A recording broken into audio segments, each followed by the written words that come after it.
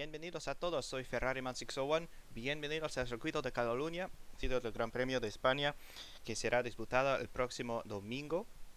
Welcome to the Circuit de Barcelona. I am Ferrariman 601.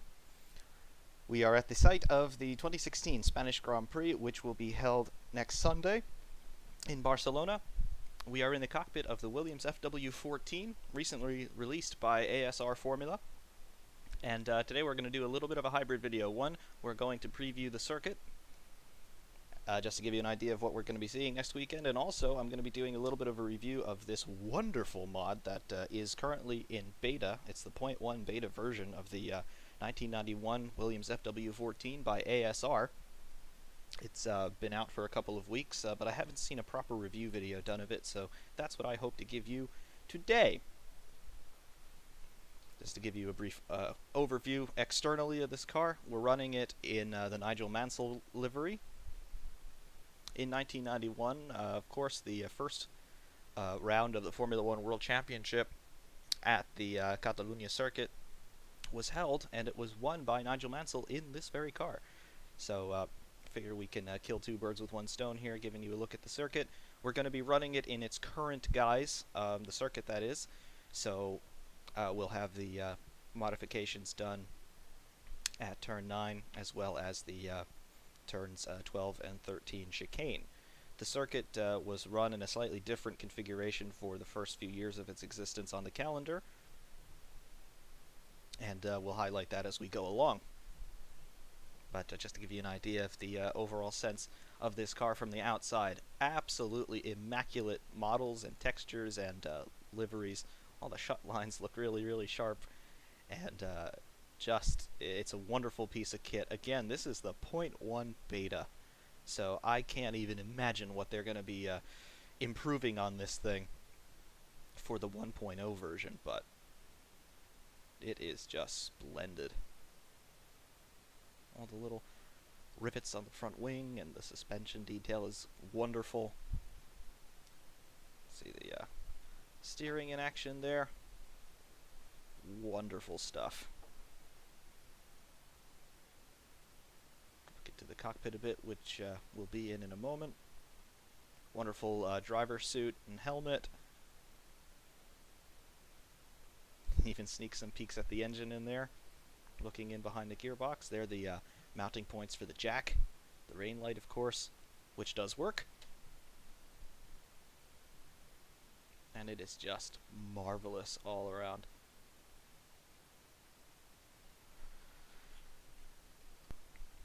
So in the cockpit, this is what we've got going on. It is sparse, as you would expect for an early 90s F1 car. We do have the 6-speed semi-automatic paddle box, and of course it's mounted to the 3.5-liter Renault V10, which was so dominant in that era.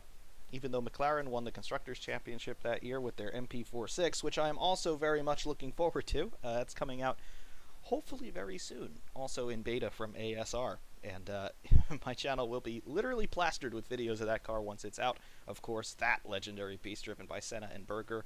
Senna took it to his last Drivers' Championship that year.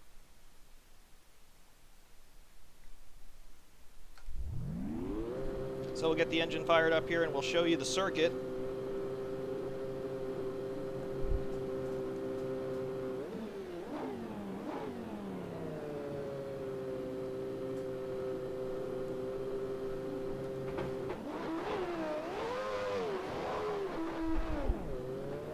The pit exit, we're in the last pit box, so it's a straight run out onto the racetrack for us.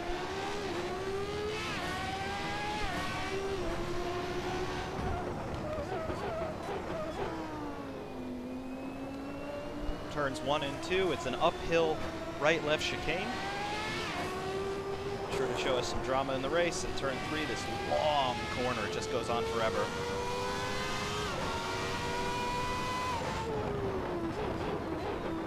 And turn 4.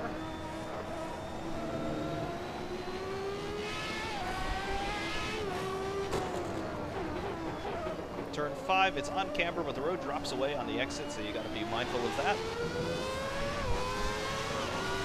A little bit of a squirt onto 6 and 7, another chicane, but this time left-right. Gotta watch the weight transfer on the car through there. Turn 8. The modern cars will be able to take this flat out, but not the case here. Now we get into the section of the racetrack that has been very heavily modified over the years. This is turn 9. It's very, very tight. It's a 90-degree left-hander. Goes immediately into 10, which goes immediately into 11. Uphill all the time. This section of the circuit is original. Now we go into the chicane. This was added in 2007 to lower cornering speeds. It's very Mickey Mouse. Can't really get the car settled through there. And then turn 15, the last corner. Again, flat out for the modern cars, not so much for this one. Main straight. Modern cars will be hitting probably around 210, 215 miles an hour.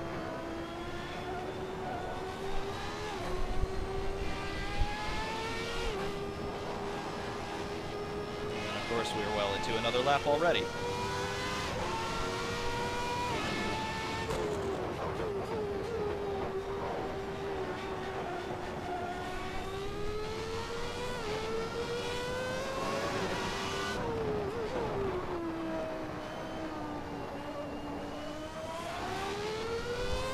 This circuit is very, very popular among Formula One teams up and down the grid. They do a lot of winter testing here, and in the days when there was a lot of in-season testing, it was also a very popular venue for that.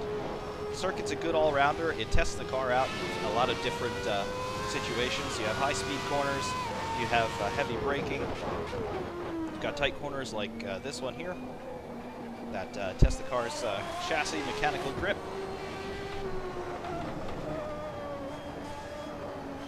And it's long been the case in Formula One that if you have a car that works well around here, there's a good chance that it's going to work well on most of the circuits on the calendar.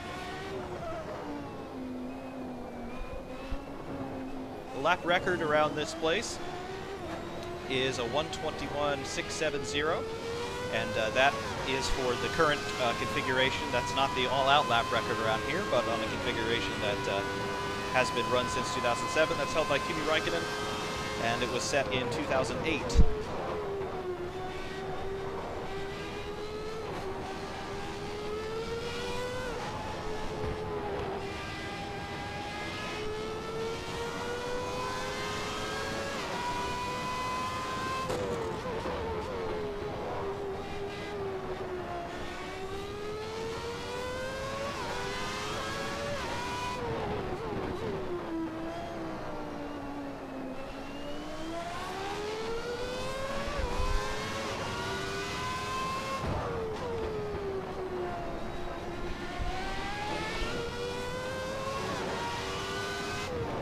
The circuit was built as a part of what I guess was a big infrastructure and economic development plan by the Catalan government in preparation for their hosting of the Summer Olympics in 1992. Certainly brought Barcelona and Catalonia onto the map in terms of being a big geopolitical powerhouse in Europe, which it still very much is. And every so often we hear of referendum votes from the Spanish Parliament and the Catalan Parliament trying to secede from the Spanish Kingdom. Thus far, it's not been met with any success.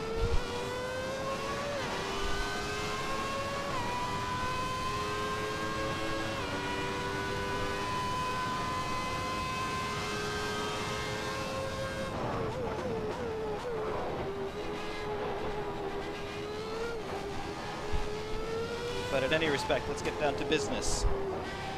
If you're a Formula One fan, you know this circuit like the back of your hand. It's not a Tilkodrome, unlike last weekend in Russia. That circuit has absolutely no soul whatsoever. This one, I can't say it's one of my favorites, but it's been on the calendar for such a long time now that it warrants mention in any sort of a Formula One context.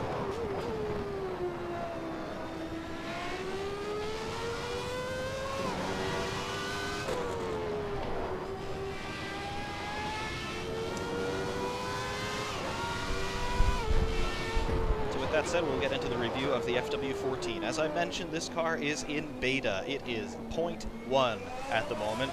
It was released on, I believe, the 28th of April.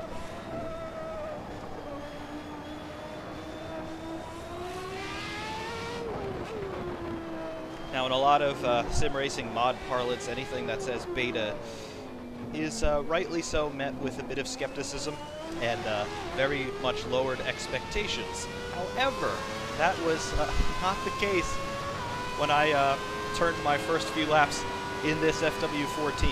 I mean, just look at it. You saw the external shots before. This thing is polished, and it's polished to a standard that already exceeds quite a few of the mods that I've dealt with in other sims, namely R-Factor, R-Factor 2, but even in terms of Assetto Corsa, which has very much hampered us with very high graphical and physics standards, this thing is distinguished already. Just have a look at the detail in the cockpit for starters. All the lines are crisp. There are no glitches in terms of graphics. Everything has its own place. Everything is rendered very sharply. The scaling is right with the mirrors. The dash works. It's a little difficult to read, but I imagine the real car had similar limitations in terms of the dashboard display, because, I mean, we're talking about 1991, we're monochrome liquid crystal displays, and it's rather far away from your line of sight anyway, so it's not something I imagine the drivers looked at too often.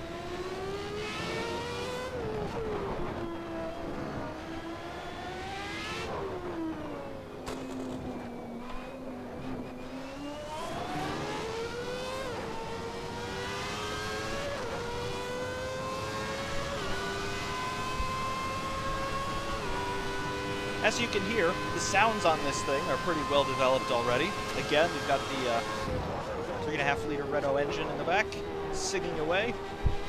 That sounds very, very realistic from recordings I've heard of the actual FW14.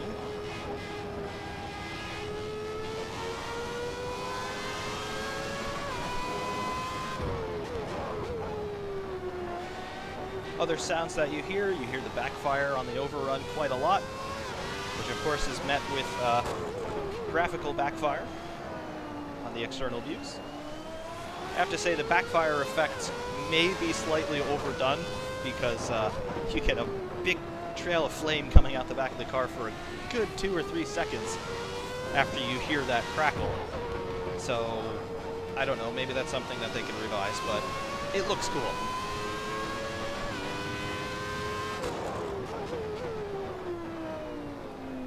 Other things audio-wise, of course, you hear the tire scrub and skidding, which seems pretty spot on as far as I'm concerned. You hear the gearbox sounds, which are integrated very nicely again. The only thing I will say sound-wise that does need a little bit of work, and I mean this with all due respect, but it's something that I've noticed on other ASR betas, namely the Ferrari 412 T2.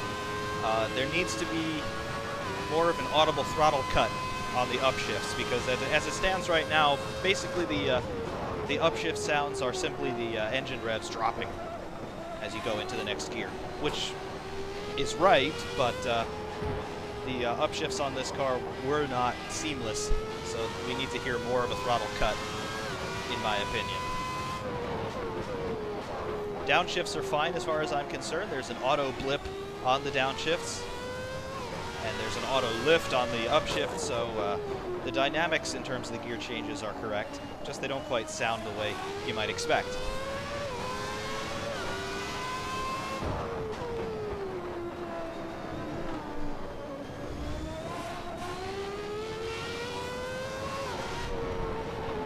Handling characteristics. Well, it handles just as you would expect. It's an early 90s F1 car. It has a lot of downforce, both topside and in the underbody. These were the days when there were virtually no ride height restrictions. The cars didn't have that plank on the bottom to police how much of the under tray was being worn away as it's skating along the ground. So these things ran as close to the ground as humanly possible. They generated a lot of downforce, both topside from the front and rear wings, and underneath with the diffuser.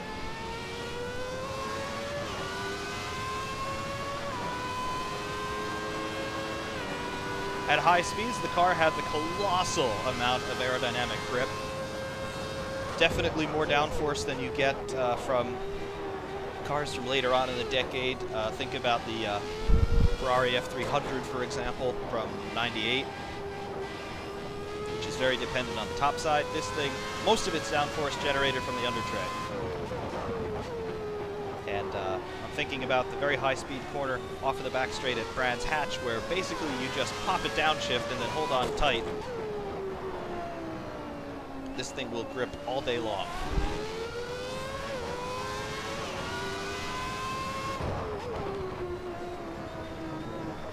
Mechanical grip is also pretty extreme on this car. You have the big slick tires, of course, so they're there when you need them. The car can be rather hard on its tires depending on how you drive it and things like fuel loads, so it is something to watch out for, but the balance between aero and mechanical grip seems pretty much spot on again. I forget that this thing is a first edition beta, to be perfectly honest.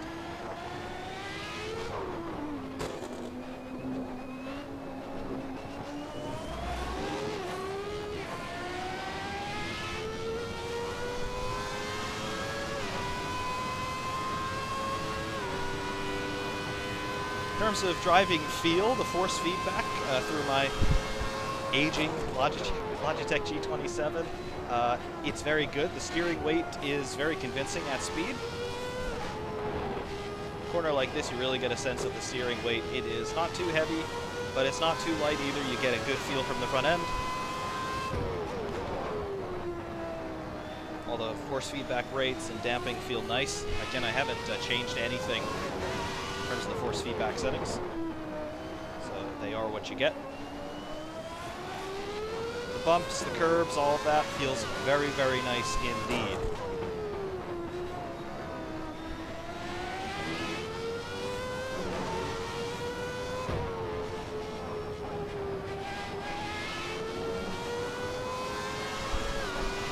Throttle response is excellent. Again, we're putting out probably around 750 horsepower on this engine. Most of its grunt is in the top end, so low range and mid-range torque is very manageable. You're not going to spin the wheels, even if you do kind of mess up on your throttle applications a little bit. Right here, full throttle, no wheel spin whatsoever. Don't try that at higher revs.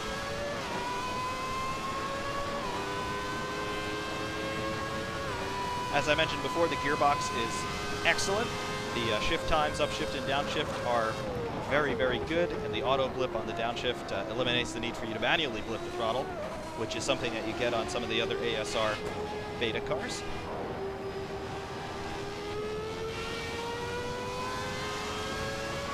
So in terms of the gearbox, it is very intuitive. Up on the right, down on the left, you know how that works.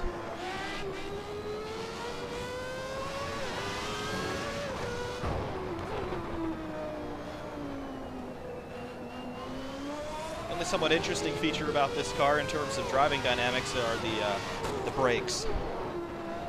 They're very good. They stop the car in a hurry, but the weight transfer coming into corners often leaves you with the outside wheels locking up, particularly on the front end. Rear locking in this car, not so much, but locking on the unloaded front tire is something that is rather pervasive in this car. Probably induce it through here a little. Well, maybe not, because we're on an upslope. Through the chicane, I definitely can. Watch here. Watch the right front, maybe? No, the left front did it. Interesting. Weight transfer, again, is a little bit unpredictable across the front of the car, and you can often end up with a front wheel locked. It doesn't really affect your line through the corner because it's the unloaded wheel anyway, so the amount of grip it's giving you in terms of trying to make it around the corner is already significantly reduced just by the physics involved. So if the wheel actually comes to a stop mid-corner, it's not that big of a problem. You just gotta be ready for it when the wheel does start to spin up again.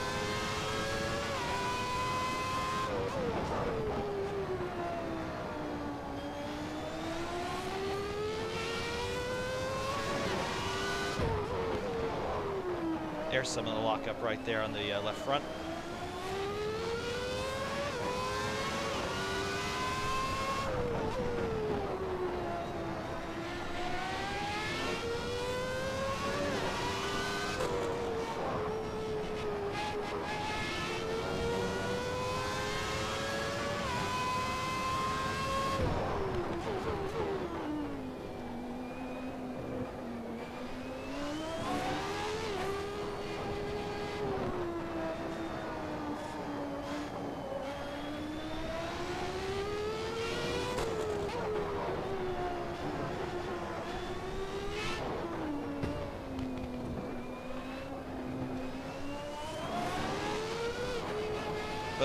car is very, very stable,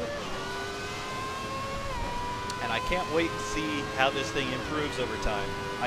Again, it's a very, very solid initial package to begin with, so any improvements on this thing are going to be reasonably small, but they're going to be good. I do have to wonder if they're working on an FW14B behind the scenes, because that would be a logical update for this car. I don't know if Assetto Corsa can really emulate active suspension and things like that, but that would be a really cool thing to play with.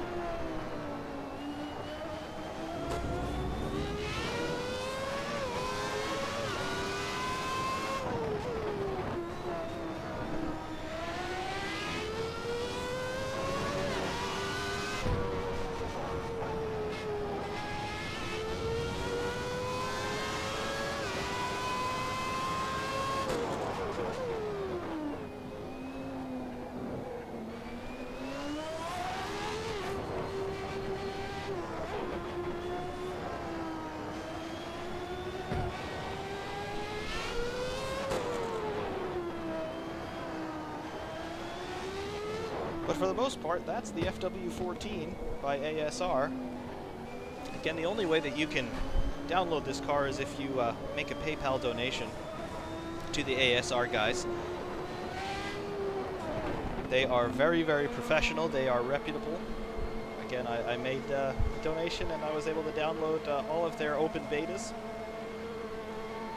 And again, they don't give you a minimum amount to donate, so you can choose that for yourself. But again, if you want to have a go in this car, do make a donation to them. Because they do some of the best Assetto Corsa modding work that's out there at the moment. And of course, anybody who's a fan of historic F1, you will appreciate what they have done here. Because you can see it is a brilliant bit of kit. And it's only in 0.1 beta, so there's a lot more to come from these guys. They are working on the Benetton B191 as well as the McLaren MP46 that I mentioned before. So they will be out hopefully in a short time. The MP46 is going to be my most anticipated release, of course, because I can't wait to hear what they have done with the sounds on that V12. And of course the manual box to go with it. And of course, last but not least, the Senna helmet. So look for videos on this channel with that car once it is released. I will leave you with a view of a couple hot laps done on low fuel and qualifying tires, so you get a sense of what this car is capable of when I'm not trying to describe to you what's going on. So stand by for that. For Iman601, over and out.